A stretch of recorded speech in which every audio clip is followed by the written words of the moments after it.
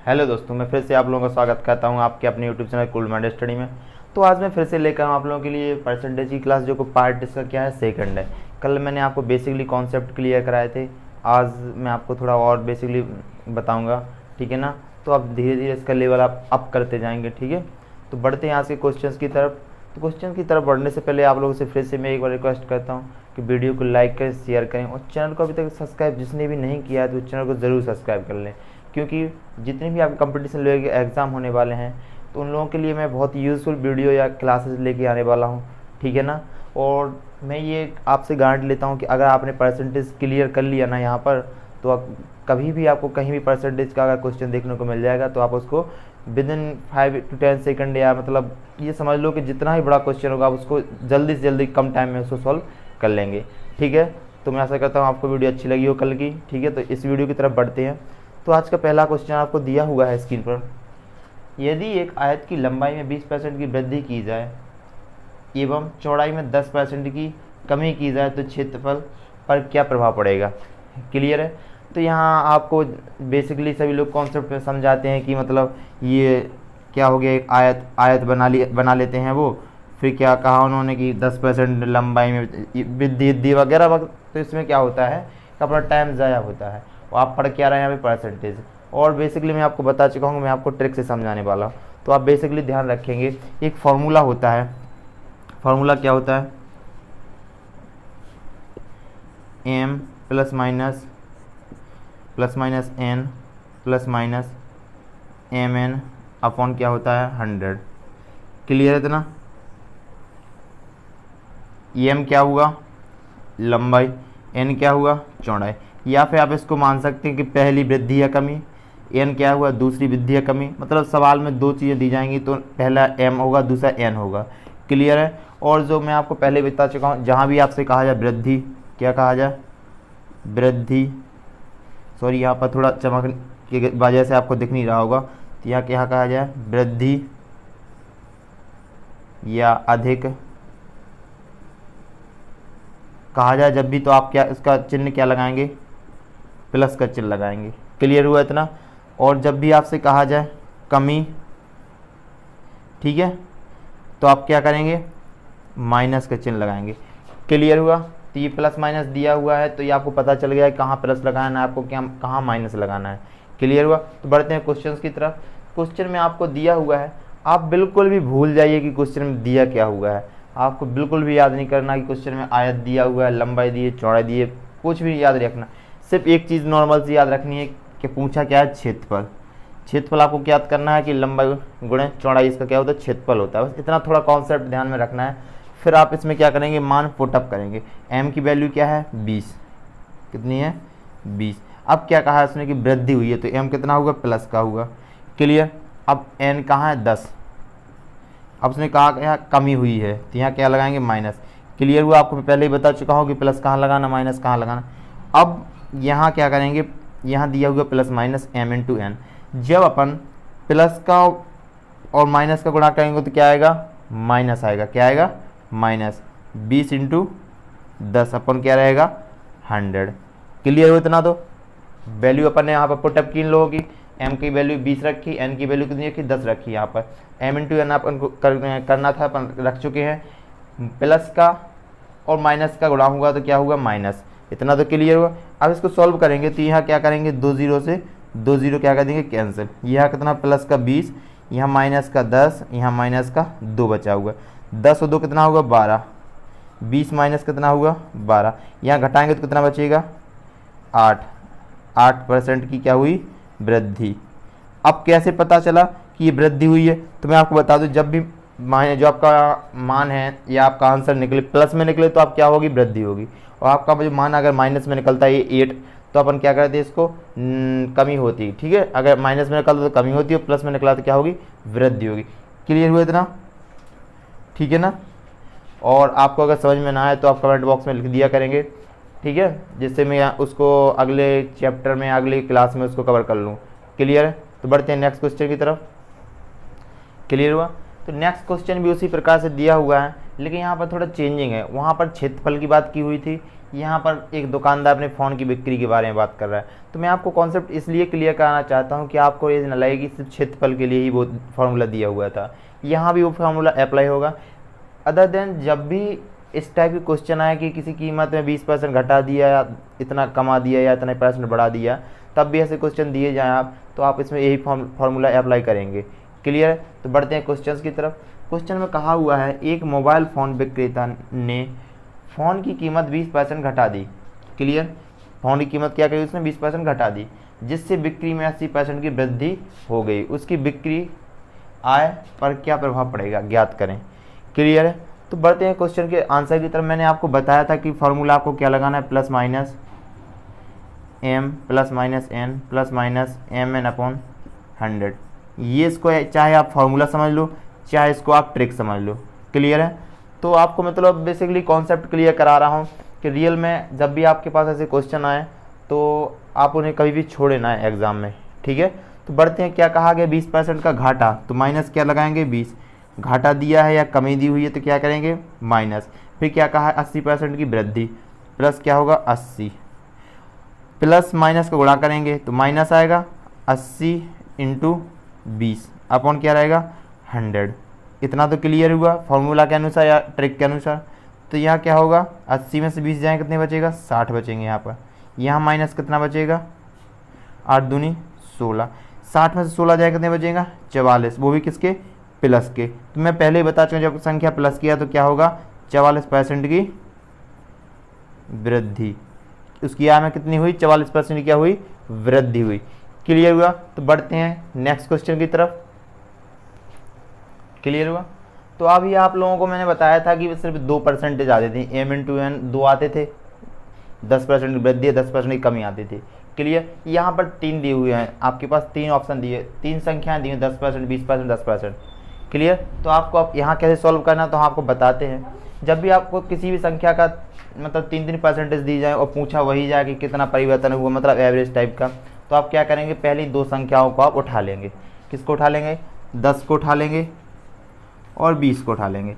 Clear? m × n का formula in दोनों में अप्लाई करेंगे तो क्या कहा गया है, घट गई हैं, क्या हो गया, घट गई हैं। घट गई हैं, दोनों माइनस में होंगी, -10 -10 माइनस का गुणा होगा तो क्या होगा, प्लस 20 × 10 अपॉन क्या होगा, 100। क्लियर? 0 से 0 काटेंगे, यहाँ कितना बचा, 2, 10 और 20 कितना, 30। ये कितना होगा, 30 माइनस और प्लस 2 बराबर कितना होगा, -28। क्लियर है? अब आपके पास यहाँ क्या बचा हुआ था, 10% और बचा हुआ था। तो m फिर से पुनः एक बार फिर से m इसको मानेंगे और n इसको मानेंगे। फार्मूला फिर से अप्लाई करती है, माइनस में दिया हो तो माइनस में लिखेंगे, ये कितने में दिया, ये भी माइनस में दिया हुआ। माइनस माइनस का गुणा करेंगे तो कितना आएगा, प्लस, ये गुणा होगा 28 × 10 अपन कितना रहेगा, 100। क्लियर हो? इतना 0 से 0 काटेंगे, सॉल्व करेंगे, ये कितना होगा, 28 10 कितना होगा, -38, प्लस ये कितना होगा, इससे इसको काट लेंगे तो कितना होगा, 2.8। इसको सॉल्व करेंगे तो कितना, 10 में से 0 के 8 गया तो 2 बचेंगे, ये 3 हो जाए, 8 में से 3 गएंगे, 5 रहेगा। क्लियर? 3 के 3, ये कितना, 35.2।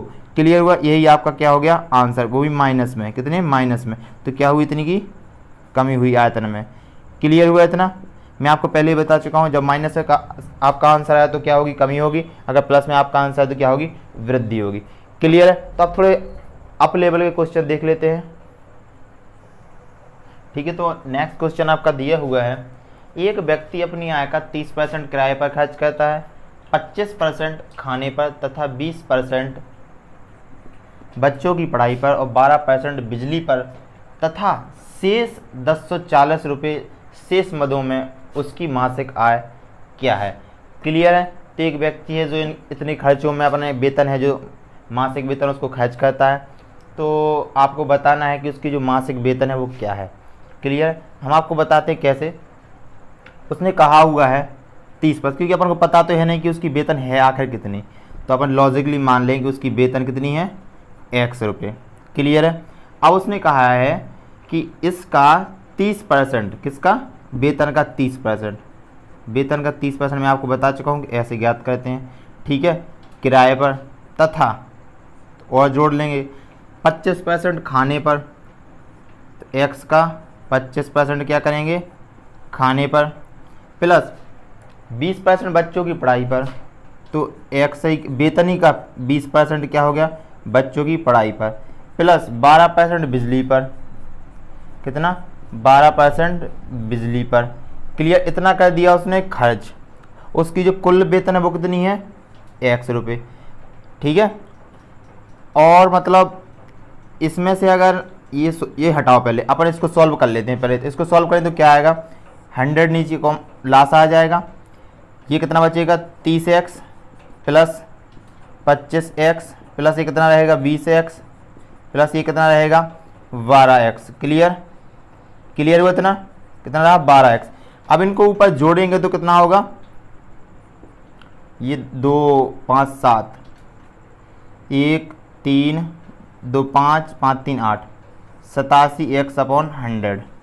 क्लियर, ये क्या आ गया उसका खर्च। उसकी टोटल वेतन थी कितनी x रुपये, वेतन में से घटाएंगे उसके खर्च है तो कितनी बचेगा, ये यहाँ 1 मान के लास्ट लेंगे तो कितना होगा 100x माइनस 87x/ क्या रहेगा 100 बराबर कितना रहेगा 13x/ क्या रहेगा 100। क्लियर, इतना उसका क्या है शेष है। और यहाँ कहा गया है कि 1040 जो क्या है शेष है, और इतना परसेंटेज क्या है ये शेष है, तो ये इसके बराबर है ना, उसने खुद सवाल में कहा हुआ है तथा शेष 1040 रुपये शेष मधु में खर्च करता है। और शेष मधु यहाँ कितनी बची थी, इतना खर्च होने के बाद इसका इसका इसका इसका खर्च होने के बाद बचा कितना हुआ था 13%, 13% यानी 1040। बिल्कुल कॉन्सेप्ट क्लियर करना, इन सभी को ऐड कर लेंगे, ठीक है। और 100 में से माइनस करेंगे 87, 13% आया, 13% कितना दिया हुआ है ए, यानी अपन इसको सॉल्व करेंगे 13/x/100 बराबर कितना 1040। सॉल्व करेंगे 13 104, 80 बार गया तो x बराबर कितना हो गया 8000। क्लियर हुआ, कितने रुपये, तो ये क्या निकल के आया उसका मासिक वेतन। क्लियर है। अगर आप चाहते तो इतनी कैलकुलेशन ना करते, कैसे मैं आपको बता देता हूँ। जब आपसे कहा हुआ शेष मदों में, क्या कहा हुआ शेष मदों में, वो आपको क्लियर पहले भी कर दिया कि 30%, 25%, 20% और 12%, तो आप इनको क्या कर लेते ऐड कर लेते। ऐड करने में कितना आता 87। और आप जब मैं पहले भी आपको बता चुका हूँ फर्स्ट वीडियो में कि जो कोई भी चीज़ होती है अपने आप में क्या होती है 100% होती है। जब 100% में से 87 आप घटाएंगे ना तो कितना आएगा 13 आएगा, कितना आएगा 13%। 13% यानी कितना दिया हुआ अपन को 1040। तो आप इतनी कैलकुलेशन ना करके सीधा इसको डायरेक्टली कर सकते थे। 13% यानी 13x/100 बराबर कितना था 1040। इसको सॉल्व करते तो 13 104, x बराबर 8000। क्लियर, सिर्फ और सिर्फ एक लाइन में आपने इसको सॉल्व किया। आप इसका मैंने आपको इसलिए बताया था कि आपको ये कॉन्सेप्ट क्लियर हो जाए इतना, ठीक है, वरना आपको मैं सिर्फ 2 लाइनों में इसको बता सकता था। क्लियर हुआ, तो बढ़ते हैं नेक्स्ट क्वेश्चन की तरफ, सेकंड टाइप के। ठीक है, तो नेक्स्ट क्वेश्चन आपकी स्क्रीन पर दिया हुआ है जो कि चुनाव से रिलेटेड है। और मैं आपसे फिर से एक बार अनाउंसमेंट करने वाला हूँ कि आपको डेली में कंपटीशन कितने भी मैथ के चैप्टर्स होते हैं सभी को मतलब क्रम से ख़त्म करूँगा, या आपके लिए मतलब अच्छी सी वीडियो लाता रहूँगा, जिससे कि आपकी क्या होंगे सारे चैप्टर्स क्लियर हो जाएंगे। ठीक है ना, तो बढ़ते हैं इस क्वेश्चन की तरफ। इस क्वेश्चन में कहा गया है एक चुनाव में 2 उम्मीदवारों थे। एक उम्मीदवार ने कुल डाले गए मतों के 30% मत प्राप्त किए तथा 16,000 वोटों से हार गया। कुल डाले गए मतों की संख्या क्या करनी है, ज्ञात करनी है। क्या करनी है, कुल डाले गए मतों की संख्या ज्ञात करनी। तो यहाँ कहा गया है कि 30% वोट मिले, तो लॉजिकली एक दूसरे को कितने मिले होंगे 70%। कितने मिले होंगे 70%, क्योंकि इसको 30% मिले तो दूसरे को कितने मिले होंगे 70%। क्योंकि मैं पहले भी कह चुका हूँ कि कोई भी काम हो या कोई वस्तु हो या कोई चीज़ हो अपने आप में क्या होती है 100%। ये हो गया ना 100%, 70 और 30 क्या हुआ 100। क्लियर हुआ। अब यहाँ कहा गया है कि वह 16,000 वोटों से हार गया। 30% ये रहा और 30% ये रहा होगा, तो इनमें अंतर कितने का रहा 40%। ठीक है ना, कैसे मैं आपको फिर से बता देता हूँ कि अगर 30% इसको मिले होते, 30% इसको मिले होते, तो 40% वोट अगर इसे एक्स्ट्रा मिले हैं तो ये क्या हो गया हार गया। क्योंकि अगर इसको भी 30% मिले तो दोनों बराबर होते। समझे ना बात को। तो आपको कुछ नहीं करना है, इन दोनों का डिस्टेंस देख लेना है कितना है 40% का है। वो 40% आपको दिया हुआ है 16,000 वोट, क्योंकि मैं फिर आपको बताना चाहता हूँ, यहाँ कॉन्सेप्ट क्लियर कर देना चाहता हूँ। इसको 30% वोट मिले, इसको 70% वोट मिले, क्लियर, इसको 30% वोट मिले, इसको 70% वोट मिले, तो ये है 70% वोट वाला इससे कितने आगे है, तो 40% आगे है ना, क्योंकि 30 तो ये है ही और 70 ये है, तो 40% आगे है ना ये वाला, क्लियर। तो 40%, तो x का 40% बराबर क्या दिया हुआ है, 16,000। इसको सॉल्व करेंगे, 0 से 0 कैंसिल, 4 चौको 16, इस एक 0 का फिर से गुणा होगा तो x बराबर कितना आएगा, 40,000। तो कितने डाले गए वोट, मतों की संख्या कितनी थी, 40,000। क्लियर हुआ। तो अब बढ़ते हैं नेक्स्ट क्वेश्चन की तरफ, ठीक है, क्लियर। तो बढ़ते हैं नेक्स्ट क्वेश्चन नंबर 6 की तरफ। क्वेश्चन नंबर 6 दिया हुआ है, यदि y का x% बराबर 80 का 4/5 तो x इंटू y का मान बताइए। क्लियर। मैं आपको छोटे से लेकर ऊपर मतलब अप लेवल या 100% लेवल के क्वेश्चन तक ले जाऊंगा। एक भी क्वेश्चन आपको नहीं छोड़ूंगा मैं कि मतलब जो एग्जाम में आया हो आपको ना मिले। क्लियर। हर टाइप का क्वेश्चन मैं आपको कराऊंगा। क्लियर। तो आप वीडियो में बने रहें। देखते हैं इस क्वेश्चन का आंसर। तो इस क्वेश्चन का आंसर देख लेते हैं। कहा गया है y का x%, मतलब का मतलब होता है गुणा, परसेंट का मतलब क्या होता है नीचे 100, बराबर क्या होगा 80। 80 का लगा है तो गुणा 4/5। क्लियर। इतना तो क्लियर हो गया, क्वेश्चन में ही दिया हुआ है। अब इसको सॉल्व करेंगे तो कैसे करेंगे, 5 से काटेंगे इसको, 16 पंचे 80। अब इसको सॉल्व करें, 16 चौको 64, कैंची कर लें गुणा, 300 का गुणा भी इधर हो जाएगा, कितना हो जाएगा x इंटू वाई बराबर 6400। क्लियर हुआ। तो बढ़ते हैं नेक्स्ट क्वेश्चन की तरफ, देखते हैं अगला क्वेश्चन। क्लियर दोस्तों। नेक्स्ट क्वेश्चन आपके पास दिया हुआ क्वेश्चन नंबर 7। अनिल ने 30% अंक प्राप्त किए और वह 40 अंक से अनुत्तीर्ण हो गया। उसके दोस्त सुनील के 42 अंक मिले जो कि परीक्षा पास करने हेतु न्यूनतम अंक से 32 अंक अधिक थे। परीक्षा के कुल अंक क्या थे, मतलब पूर्णांक आपको बताना है। अब यहाँ क्या लगाएंगे अपन, ट्रिक, इसको बोलते हैं ट्रिक। अब कैसे, ये ट्रिक की दृष्टि से बहुत ही इंपॉर्टेंट क्वेश्चन है, इससे बेस टाइड होगा आपके क्वेश्चंस का। क्लियर। तो आपको बता देते हैं, जब भी ऐसे क्वेश्चन दिए जाए तो आपको एक ट्रिक अप्लाई करनी है। मैंने आपसे पहले भी कहा था ट्रिक्स पे आप बने रहिए मेरे साथ। देखते हैं ट्रिक्स आपको अप्लाई करनी है। ट्रिक्स में दिया हुआ है आपको, यहाँ क्या करना है, दोनों की जो प्रतिशतता है उनको अंतर, दोनों के प्रतिशत का अंतर, जितना भी दिया उसका क्या करना, परसेंटों का अंतर ज्ञात करना है नीचे, और ऊपर क्या करना है, उनके अंकों का योग, दोनों के अंकों का योग इनटू क्या रहेगा 100। ये तो अपन को पता ही है। क्लियर है। तो अब देख लेते हैं, यहाँ दिया हुआ है 30%, यहाँ दिया हुआ है 42%। नीचे क्या रखेंगे, इनका अंतर, यानी कि 42 माइनस 30। क्लियर हुआ। अब क्या कहा गया, उनके अंकों का योग, ऊपर क्या कर रखना, उनके अंकों का योग। यहाँ कितने दिए हों 40, यहाँ कितने दिए हों 32, तो क्या करेंगे 40 प्लस 32 इंटू 100। क्लियर हुआ। ट्रिक से ही चल रहे हैं अपन लोग, मैं आपको बता चुका हूँ ये क्या आपकी ट्रिक है, आपको याद कर लेना है। ये आपकी नोटबुक जो भी आप बना रहे हो उसमें आप इसको नोट कर लीजिए, ठीक है। तो यहाँ दिया हुआ, आप इसको सॉल्व करेंगे तो कितना आएगा, 40 और 32 कितना होगा 72, अपॉन कितना होगा, ये कितना बचेगा 12, इंटू कितना होगा 100, वाई छिंग 72, यानी 600 क्या हुआ, पूर्णांक हुआ।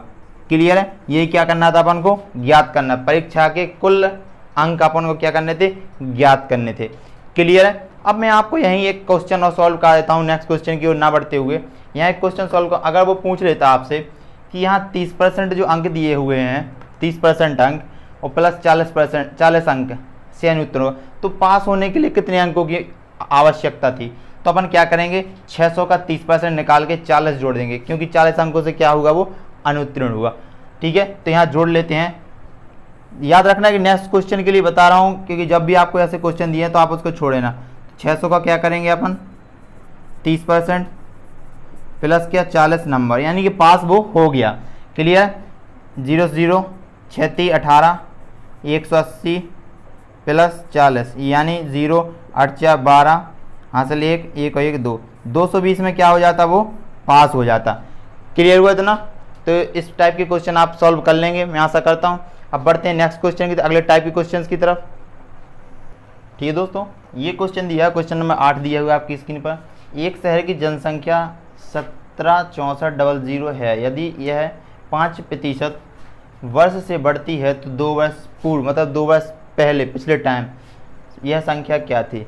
क्लियर है। जब भी आपको ये सवाल दिए जाए तो आपको कुछ नहीं करना है, सिंपल सी कहानी करनी है।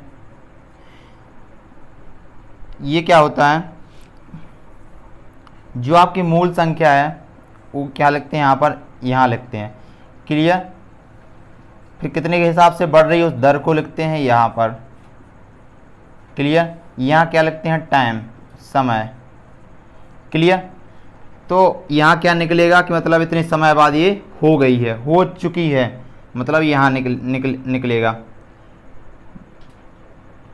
ठीक है। तो आपको क्या करना है, आपसे पूछा गया है कि एक शहर की जनसंख्या इतनी है, 5 वर्ष पहले कितनी थी, मतलब तो पहले अपनी जनसंख्या कितनी थी x थी। क्लियर। और अभी कितनी है 76400। अभी कितनी जनसंख्या है 176400 आपकी जनसंख्या है। उसने पूछा कि 2 वर्ष पहले कितनी थी। अगर ये पूछ लेता 2 वर्ष बाद कितनी है, तो ये जो मान है अपन यहाँ रखते, कहाँ रखते हैं यहाँ पर, जो मतलब अपना फिक्स है, जो मतलब जहाँ से पूछते हैं उस संख्या को यहाँ रखते हैं, जो निकलता है उसके बाद टाइमिंग के बाद वो इस साइड निकलता है। ये क्या है, निकला है वो 2 वर्ष पहले का, तो यहाँ क्या रखेंगे x रखेंगे प्लस 1। दर कितनी दी हुई है अपन को 5%, अपन कितना दिया हुआ 100, अपन टाइमिंग कितनी दी हुई है 2 वर्ष। क्लियर। इसको सॉल्व करेंगे तो x इंटू 20 पन 100, 20 से कम 20 और 1 21, 21/20 इंटू 21/20। 2 बार किस लिए लिखा, क्योंकि यहाँ पावर कितनी है 2। क्लियर। यहाँ कितना होगा 76400। क्लियर। 21 से इससे काटेंगे, 21 8 168, 168 होता है, 21 8 बचते कितने 8 हैं। क्लियर। 8 बचेंगे, 8 यहाँ रखें, 21 चौक 84, 8400 बचा इंटू 20 अपन कितना बचा 21 बराबर x। फिर 21 से काट 21 चौक 84, 400, 400 इंटू 400 यानी 1600, x बराबर